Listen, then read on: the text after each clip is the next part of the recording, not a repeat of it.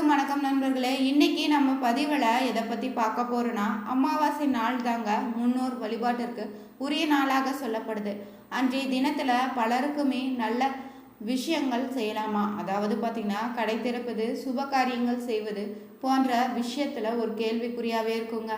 அதற்கான ஒரு பதிலை தான் இந்த வீடியோவால் பார்க்க போகிறோம். இது போன்ற சுவாரஸ்யமான பதிவுகளை நீங்கள் தெரிஞ்சுக்கணுமா, மறக்காமல் நம்ம சேனலை சப்ஸ்கிரைப் பண்ணிக்கோங்க. கூடவே பெல் பட்டனை கிளிக் பண்ணி சேனலை சப்ஸ்கிரைப் பண்ணிக்கோங்க. லைக் பண்ணுங்கள், ஷேர் பண்ணுங்கள், கமெண்ட் பண்ணுங்கள். வாங்க வீடியோக்குள்ளே போகலாம். அமாவாசை நாள் பார்த்திங்கன்னா இந்துக்களுடைய முக்கியமான விரத நாளாக சொல்லப்படுதுங்க. அமாவாசை திதி பார்த்திங்கன்னா முன்னோர் வழிபாட்டுக்குரிய நாளாக சொல்லப்படுது. இந்த நாளில் முன்னோர்களை வழிபட்டு அவர்களுடைய ஆசைகளை பெறணுங்க. இந்த நாள் பார்த்திங்கன்னா பித்ரு தோஷமோ பித்ரு சாபம் உள்ளிட்டவற்றிலிருந்து நாம் விடுபட முடியும். இந்த பூமியில் நீங்கள் பார்த்தீங்கன்னா உயிர்களிலே மிகவும் உயர்ந்த பிறவி தாங்க இந்த மனித பிறவி. மனித வாழ்வில் ஏற்படக்கூடிய அனைத்து நிகழ்வுகளுக்குமே பார்த்தீங்கன்னா 9ஆம் பாவம் என்ன சொல்லக்கூடிய பாக்கியஸ்தானம் தான் காரணமாக இருக்குதுங்க. அந்த ஸ்தானம் வலிமை பெற்றவங்க தான் சாதிக்க பிறந்தவங்கன்னே சொல்லலாம். பாக்கியஸ்தானத்தை வலிமைப்படுத்த பார்த்தீங்கன்னா பிரபஞ்சம் நமக்கு வழங்கிய 2 கொடைகளாக இருக்கக்கூடியது. ஒன்று பார்த்திங்கன்னா பித்ருக்கள் பூஜை, மற்றொன்று பார்த்திங்கன்னா குலதெய்வ வழிபாடு தாங்க. பித்ருக்கள் நம்ம குடும்பத்தில் வாழ்ந்து மறைந்த முன்னோர்கள். அவர்களை நம்ம தங்களது சந்ததியினர் பாக்கிய பலம் பெற வாழ்வில் முன்னேற தடைகளாகல பல தோஷங்களை நிவர்த்தியாக வருடத்தில் பார்த்திங்கன்னா சில குறிப்பிட்ட தினங்களுக்கு இந்த பூமிக்கு வருவாங்களா, ஆசையும் வழங்குவாங்க. அதில் பார்த்திங்கன்னா அமாவாசை நாளும் மிகவும் சிறப்பு வாய்ந்த சக்தி பொருந்தி நாளுன்னே சொல்லலாங்க. இந்த சித்திரை அமாவாசையில் எப்படி வழிபடுவதுன்னு தெரிஞ்சுக்கலாம். மதுக்காரனாக இருக்கக்கூடிய சந்திரனமும் பிதுக்காரனாக சூரியனுமே ஒன்றாக இணைய காலம் தாங்க இந்த அமாவாசை. இந்த தினத்தில் நீங்கள் மறைந்த முன்னோர்களுக்கு திதியும் தர்ப்பணம் செய்து உணவு படையலிட்டிங்கன்னா அவர்களுடைய ஆசைகளை நீங்கள் பெறலாங்க. அதனால் பார்த்தீங்கன்னா பாக்கியஸ்தானம் வலிமை பெறுங்க. இதன் மூலம் பார்த்தீங்கன்னா திருமண தடை, குழந்தை பிறப்பு தாமதம், வறுமையும் நீடித்த நோயிலிருந்து அவதிப்பட்டு வந்தீங்கன்னா அதிலிருந்து விடுபடலாங்க. கடன் தொல்லை போன்ற எந்த பிரச்சனைகளையுமே நீக்கி கர்ம வினைகளுக்கு பரிகாரம் நீங்கள் தேடிக்கொள்ளலாங்க. இயற்கையாக இறந்தவங்க பார்த்தீங்கன்னா ஆன்மாவிற்கு எளிதில் முக்தி கிடைந்து விடுவாங்க. ஆனால் மனவேதனையோடு மரணமடைந்த ஆத்மாவுக்கு முக்தி அடையும் வரையுமே பார்த்தலாம் சில மன வருத்தம் தரும் நிகழ்வு தான் அந்த குடும்பத்தில் நடந்து கொண்டே இருக்குமா. இதற்கு காரணம் பார்த்தீங்கன்னா ஆத்மா சாந்தியடைய அவர்களுடைய சந்ததியினர் வழிபாடு முறையை சரியாக பின்பற்றாமல் இருந்திருப்பாங்க. இறந்த பிறகு பார்த்தீங்கன்னா ஆத்மாவுகளுக்கு சாந்த குணம் மறைந்து சாத்விக குணம் விடுமாங்க. முறையான திதியும் தர்ப்பணம் கிடைக்க பெறும் வரையுமே ஒவ்வொரு ஆத்மாவுமே நற்சக்தி உடையதுன்னு அவர்களை நாம் முறையாக வழிபாடு செய்தாலே போதுங்க. தங்களுடைய அனைத்து சக்திகளையுமே தன்னுடைய சந்ததியினருக்கு முன்னோர்கள் வாசியாக வழங்கி விடுவாங்க. இந்த நம் முன்னோர்களை நாம் ஆத்மாக்களை யாராலுமே பார்க்க முடியாதுங்க. ஒவ்வொருவரையும் பார்த்திங்கன்னா தனித்தனியாக தான் வணங்க முடியாது. பஞ்ச பூதங்களையும் நவகிரகங்களையும் தான் முன்னாடி நிறுத்தி நாம் உரிய மந்திரங்களோடு செய்யப்படுகின்ற திலஹோமம் தாங்க எத்தகைய துர்மரணம் அடைந்த ஆத்மாவுக்குமே சாந்தடியை செய்து விடுவாங்க. ஹோமம் செய்ய முடியாதவங்க அமாவாசை நாட்களில் நீங்கள் வழிபாடு செய்து வந்தீங்கன்னா நல்ல பலன் அளிக்குங்க. முன்னோர்களுக்கு பார்த்தீங்கன்னா சீராத்தம் செய்தவனுக்கு பித்ரு தோஷம் ஏற்படுமாங்க. ஒருவேளை பார்த்திங்கன்னா அதிகமான புண்ணிய பலம் இருந்துச்சுன்னா அவன் அவனுடைய பிறவியில் பித்ருதோஷத்தை அனுபவிக்காமல் இருப்பான். ஆனால் அவனுடைய பித்ருதோஷம் பார்த்திங்கன்னா அவனுடைய வம்சத்தில் வரக்கூடியவருக்கு பாதிக்குங்க. ஒருவர் பார்த்திங்கன்னா தன் தலைமுறைக்கு எது சொத்து சேர்க்கா இல்லைனாலும் பித்ருதோஷத்தை விட்டு செல்லக்கூடாதுன்னு தான் அமாவாசை என்று நாம் முன்னோர்களுக்கு சந்ததிக்காக செய்யப்படுகின்ற திதியுமே தர்ப்பணம் பூஜை பார்த்திங்கன்னா நம்முடைய வம்சாவளிக்குமே பெரிதும் பலன் தருங்க. தர்ப்பணம் போய் பார்த்திங்கன்னா எள்ளும் நீரும் கொண்டு தாங்க வலது ஆள்காட்டி விரலுக்கும் கட்டை விரலுக்கு இடையிலான பித்ரு புண்ணிய ரேகையில வழியாக நீரை வார்த்து தரப்படுவதாக சொல்லப்படுது. இந்த தர்ப்பணம் பார்த்திங்கன்னா நீரினுடைய சக்தி பூமியினுடைய ஆக்ரோஷன சக்தியை மீறி தாங்க மேல் நோக்கி எழும்பி சென்று பல கோடி மைல்களுக்கு தொலைவில் இருக்கக்கூடிய பித்ருலோகத்தை அடையுதுங்க.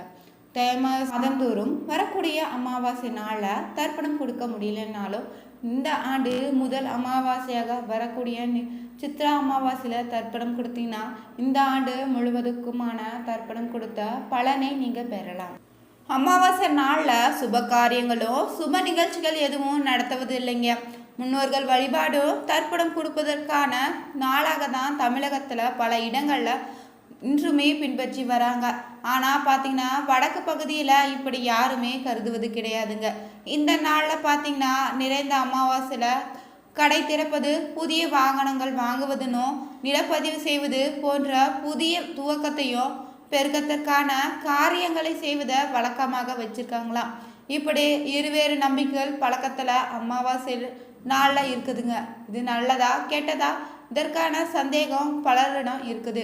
இதற்கான தெளிவை நாம் இப்போ பார்க்க போகிறோம்.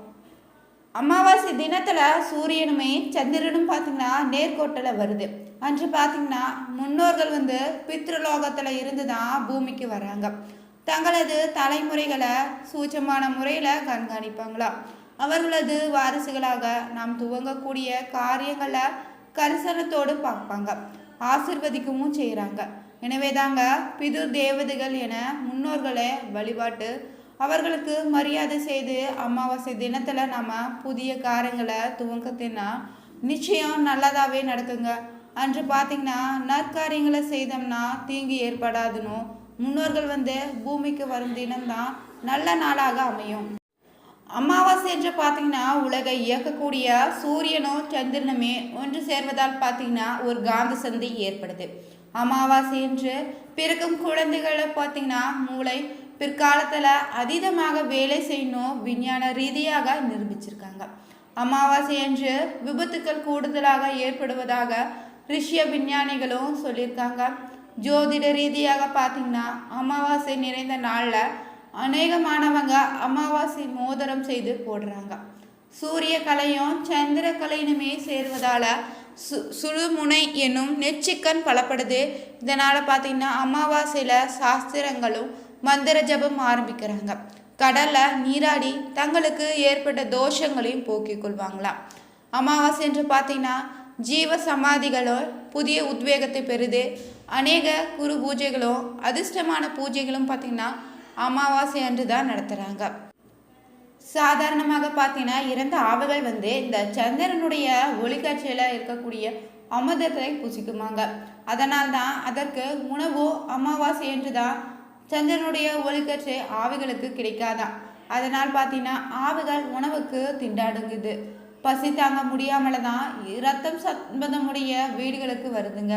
அப்பொழுது பார்த்தீங்கன்னா நம்ம யாராவது எண்ணுகிறார்களா, நமக்கு தர்ப்பணம் படையல் செய்கிறாருன்னு பார்க்குமா. அமாவாசை தினத்தில் பார்த்தீங்கன்னா வீடு வாசல் இல்லாத ஏழைகளுக்கு அமாவாசையில் அன்னதானம் செய்யணுங்க. ஒவ்வொரு அமாவாசையில் தங்களால் இயன்ற அளவு உணவை நீங்கள் அன்னதானம் செய்யலாங்க. பசு, காகம், நாய், பூனைன்னு இதர ஜீவராசிகளுக்கு உங்களால் முடிந்த அன்னதானம் அளிக்கலாங்க. இதனால் நல்ல பலன்கள் உங்களுக்கு சேருங்க. அமாவாசையில் பார்த்தீங்கன்னா பிது தர்ப்பணமோ அன்னதானம் பார்த்தீங்கன்னா குலதெய்வம் இருக்கும் இடத்துல செய்வது நல்லதுங்க. முடியாதவங்க பார்த்தீங்கன்னா தங்களுடைய இஷ்ட தெய்வமாக இருக்கக்கூடிய ஆலயத்துக்கு போய் நீங்கள் அன்னதானம் செய்யலாங்க. அமாவாசையில் பார்த்தீங்கன்னா தலையில் எண்ணெய் தடவாதீங்க. புண்ணிய தலங்களில் கடலில் நீராடலாங்க, நதியில் நீராடலாம். அமாவாசையில் காலை சூரிய உதயத்துக்கு போது தான் கடலில் எடுக்கப்படுகின்ற நீரை வீட்டுக்கு கொண்டு தீர்த்தமாக நீங்கள் தெளிக்கலாங்க. அதனால் பார்த்தீங்கன்னா வீட்டில் உள்ள தோஷங்கள் நீங்கி விடுங்க. ஒவ்வொரு மாதமும் வரக்கூடிய அமாவாசையில் அன்னதானம் செய்ய முடியலனாலும் தை, ஆடி, புரட்டாசி போன்ற அமாவாசையில் அன்னதானம் செய்யலாங்க. புரட்டாசி அமாவாசையில் செய்தீங்கன்னா 12 ஆண்டுகள் நீங்கள் அன்னதானம் செய்த பலனை பெறலாம். தர்ப்பணம் செய்யாத தோஷமும் நீங்கி விடுங்க. அனைத்து உயிர்களுக்குமே பார்த்தீங்கன்னா அன்னம் விடுபவள் தாங்க அன்னபூரணியுமே. ஆவிகளுக்கு அன்னம் விடுபவள் ஸ்வத்த தேவியாக இருக்கிறார். நாம் ஆவிகளை நினைத்து கொடுக்கக்கூடிய அன்னத்தை தான் யாகத்தில் போடும் ஆவுதுகளை ஸ்வத்தா தேவி தான் சம்மந்தப்பட்ட ஆவிகளிடம் சேர்ப்பான். நகரங்களில் வசிப்பவங்க அமாவாசையில் தான் ஏழை குழந்தைகளுக்கு இல்லைன்னா ஆதரவற்றவங்களுக்கு முன்னோர்களை நினைத்து அன்னதானம் செய்யுங்க.